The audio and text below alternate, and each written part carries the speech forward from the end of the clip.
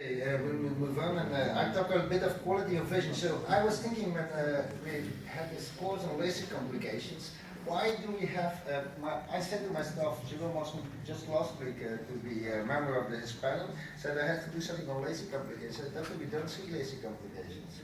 We do see, but I mean, machines have improved so often, so why has LASIK a bad name? Or sometimes in the media, there are so many reports of patients who are not happy.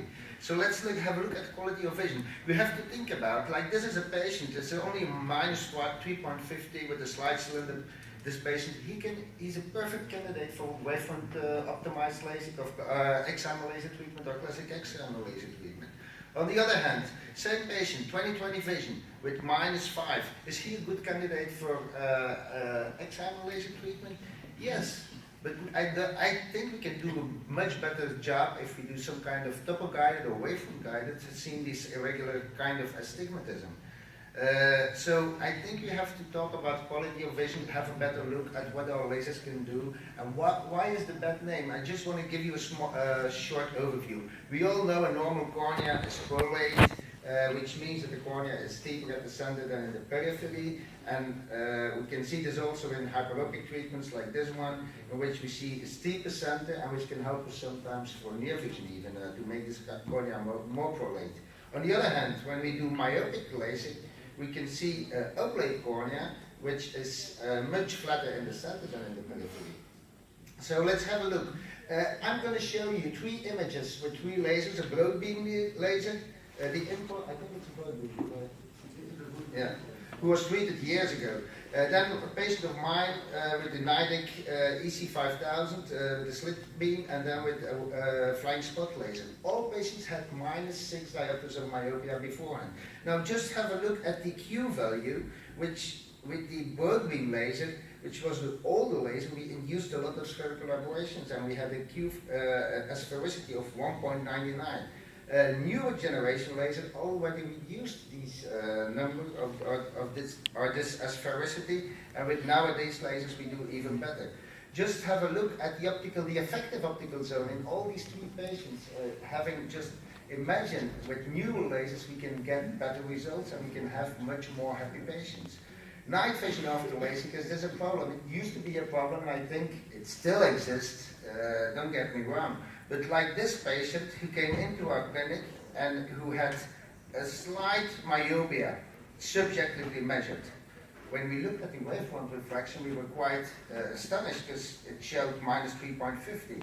Now we had a closer look and we saw in the higher order aberrations a lot of spherical aberrations, as you could see, which affect his quality of vision and especially his night vision.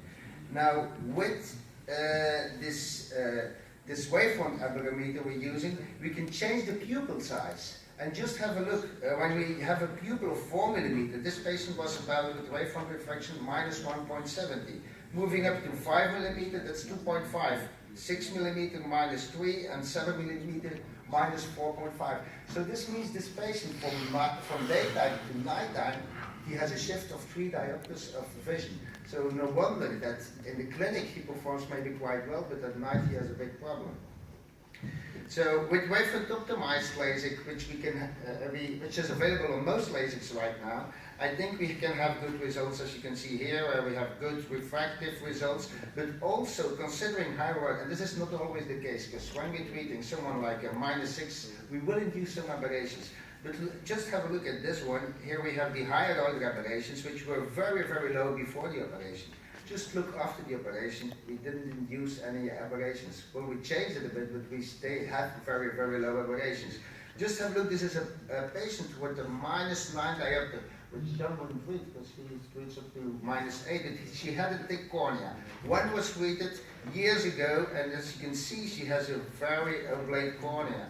The other one was treated a couple of years ago, and it's just see at the ablation profile. We have almost the normal shape we preserve the normal shape of the cornea. And that's why even for -9 with a thick cornea, in my practice, is a good candidate for LASIK. Because don't imagine, I have a lot of patients with ICL, with Artisan, Artiflex, who have a lot of night vision problems because of glare and halo. Maybe the new ICL with the larger diameter will be better, but patients, when they have a pupil of minus 6, 7 millimeter mesopic, they can have glare inhalers with phakic intraocular lenses as well. Here you see a patient who was treated with wavefront guided, and beforehand it was very little, so I was very reluctant to retreat this patient. Minus half a diopter, is this really an indication for a retreatment? But anyways, he had some kind of spherical aberrations, and we were able to reduce these spherical aberrations as well in one time.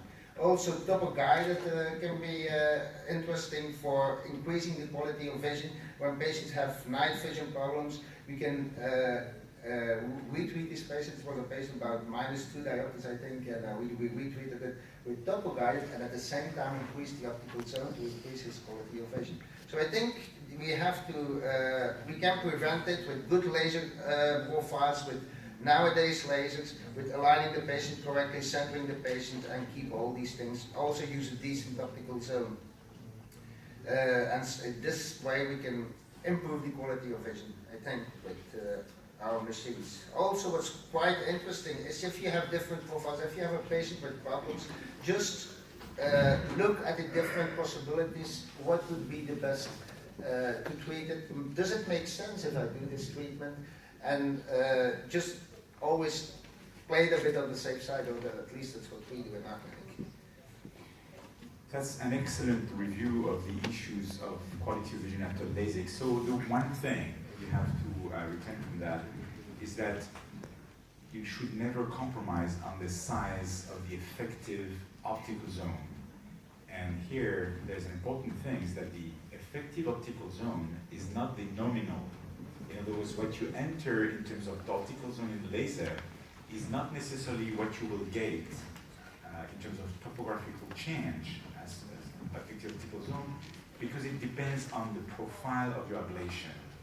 And you've understood that some lasers do a very good optimized profile that reduces asphericity by removing more tissue in the periphery than it should, and other lasers don't. So there's one mistake that I see very often in people who start refractive surgery, is that when they are confronted with a thin cornea and a high myopia, they tend to reduce the optical zone so that the ablation fits into the available cornea. That's a big mistake, because maybe you will not have ectasia, but you will have such a poor quality of vision that you didn't do the patient a service. So that's where you have to sort of select what's the best and most appropriate technique for the patient. If you have enough cornea, go for the high diameter, but if you don't, cancel LASIK and go for phakic IOLs. Okay, I'll move on with flap dislocation. I think we can go a bit quicker through this because we already told about lost flaps and how we can do it. How we can prevent it. These are not my slides, but I will comment on it. I think in fact we have to give the patients good instruction not to rub the eye, be careful the first days. Protective glasses when outside during the first 2 weeks. It's not my practice. In fact, my patients don't wear glasses, or the aim is not to wear glasses after surgery. Eye shields at night during the first 2 weeks, I will do it only the first day. And I can admit, after having treated thousands of patients, we haven't seen flap dislocations, but all the flap dislocations I saw early on, not traumatic, I mean early on, were within the first 2 days. And after that, I haven't seen it. I'm not speaking about traumatic, where you hit the eye with something, that's not a thing. So I think the flaps are very consistent, are very adherent also. Risk factors, of course, mostly webbing and mechanical trauma. Also when you have an irregular and thin flap, but we already had that, or when you have a free flap, of course you should be very cautious. When you have folds or dislocated flap, I think we can maybe go on to the treatment of it. What would you do? And when you have folds in the flap or significant folds, visual impairment. We all see microstriae. Microstriae, I don't treat them. I don't know if the panelist agrees with it. I don't treat them if they don't affect visual acuity. Often I tell the patient, yeah, maybe you have a little fold, because you never know. He enters another clinic and they say, oh, the doctor, what has he done? So the patient knows about it, but I say, I'm not going to retreat it. Because your vision is perfect. When we have faults which are, affects vision, what we do is in fact like this, mark the flap, lift the flap, also remove the epithelium from the gutter so you don't have epithelium invasion afterwards. We clean the interface with the hockey stick or with the spatula, also both the stromal bed and the flap side.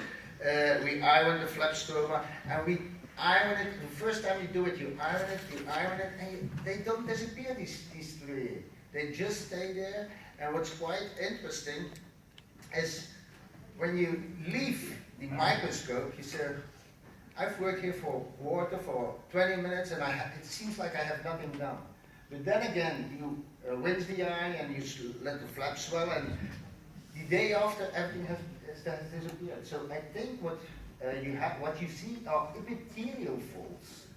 And in fact, the stromal folds are gone, but you still see the epithelial folds which stretch out within 24 hours. So the next day it looks all right. So this is just to show how you can stretch your flap at the end of the procedure. From the hinge on, you make centrifugal movements, and you make sure that the gutter is symmetric at the end of your procedure. And once you have folds, this is the way you have to get rid of them. So ask the patient to look downwards, lift the flap, and then stretch it and bleach the vessels underneath on the sclera. And do horizontal movements from one side of the flap to the other side. Do it contralaterally to the direction of the folds.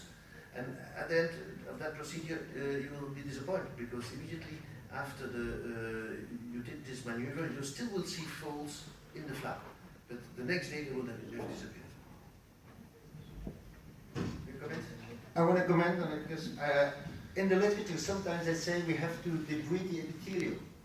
I've never done it, and I try to swell my flap, align it as much as possible, even 2-3 weeks after it happens, and it's still very possible. So I would not remove the epithelium too quickly and give it a try. And if you want to swell the flap, you can use 1 drop of water, so not saline, water, and just apply it on the flap, but we make sure that it doesn't hit the stroma of your cornea, and then that will swell the flap as well, and make sure that you have less folds the day after that. But it's dangerous, just water.